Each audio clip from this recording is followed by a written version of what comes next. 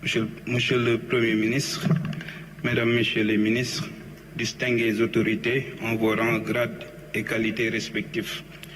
Je dois tout d'abord vous remercier de l'ouverture que vous avez eue en pensant à m'inviter pour délivrer mon point de vue sur ce plan de redressement économique. Je suis d'autant plus satisfait que j'ai cru comprendre que c'est à la suite de la publication de ma tribune il y a quelques jours sur le plan de redressement économique que vous avez jugé opportun de m'associer à cette activité et je vous en remercie.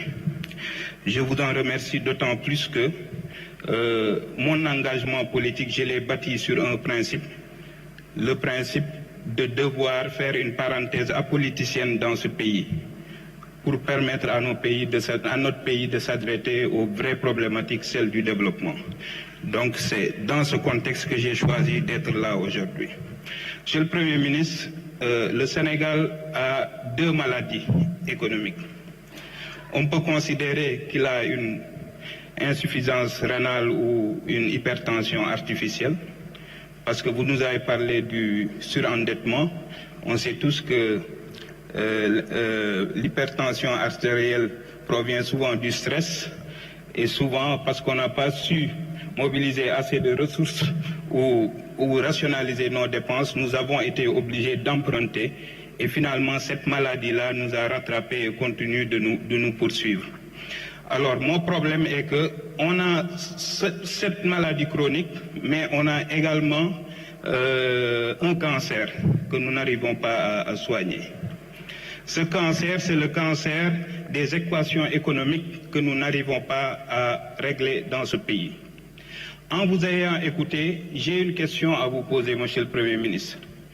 Êtes-vous venu nous présenter un plan de redressement économique et financier ou êtes-vous venu nous présenter un plan de redressement financier? Je le dis parce que vous avez évoqué le fait que vous n'avez pas eu à revisiter le PREF de 1979. Le plan de redressement économique et financier de 1979 a abouti au plan d'ajustement structurel que nous avons connu. Et nous vivions quasiment la même situation que nous vivons aujourd'hui. Donc il était opportun, à mon avis, de revisiter ce plan de redressement économique pour comprendre ce qui n'avait pas marché et essayer de ne pas reproduire les erreurs cette fois-ci. Qu'est-ce qui n'avait pas marché dans le plan de redressement économique et financier de 1979? C'est le fait que justement nous ne sommes pas parvenus à régler ces problématiques économiques. En vous ayant écouté, je n'ai pas eu de réponse sur un certain nombre de questions. Pourquoi l'agriculture, qui est un moteur de croissance dans votre agenda de transformation, n'a pas fonctionné depuis la nuit des temps? Pourquoi nous traînons encore le problème du chômage et de l'emploi? Pourquoi nos populations restent confrontées à un problème de pouvoir d'achat? Pourquoi notre secteur privé national préfère investir dans l'immobilier plutôt que dans l'économie productive?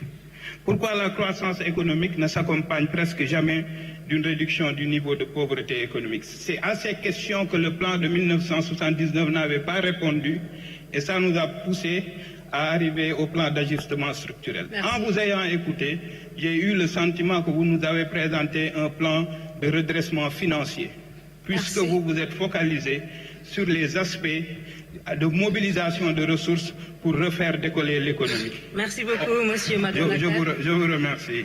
Merci beaucoup. Et pour la société civile, je vais inviter à présent Madame Marie Ndiaye à venir prendre la parole. Et nous demanderons à Monsieur Omar Ndir de se préparer pour le compte donc des BTP.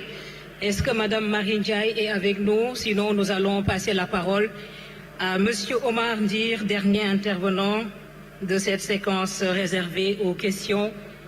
Donc, Monsieur Omar Ndir, vous pouvez venir prendre